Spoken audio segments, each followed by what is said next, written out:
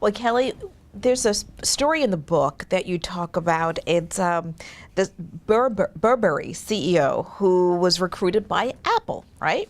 And so Tim Cook knew she didn't have any of the skills really that pertain to Apple, but she had a lot of other core skills.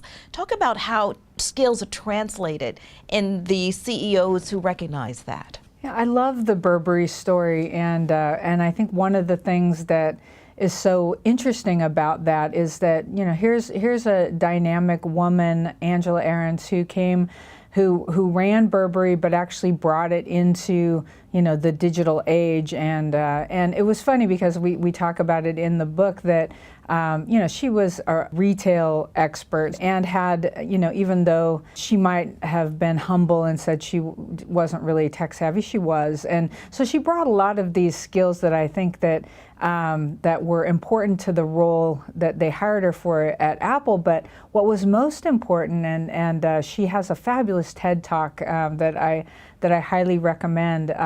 What she was talking about was building a culture that really inspired employees, and that actually with the main vision of how do we, you know, if employees are our most important asset, how do we make the most of that, and how do we help people develop and grow their careers in an amazing company like Apple. And that's what Tim Cook was looking for. He was looking for somebody who could it's kind of some of the intangibles maybe in terms of how well Angela actually does that, but the basics were you know, can you find a leader not caring as much about the technical skills that they bring, but the energy and the feeling that employees and developing them and helping them grow in their careers was going to be really great for business, for Apple, as well as for the employees. So it's a win-win situation, and that's why he hired her. I mean, and I would say the same thing goes for a lot of our dynamic CEOs in the industry.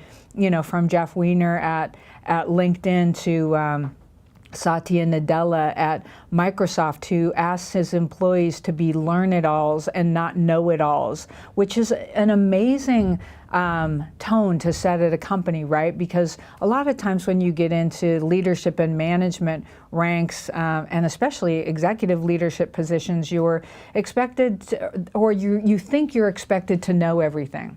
But the fact is, no one knows everything, right? We all have something to learn.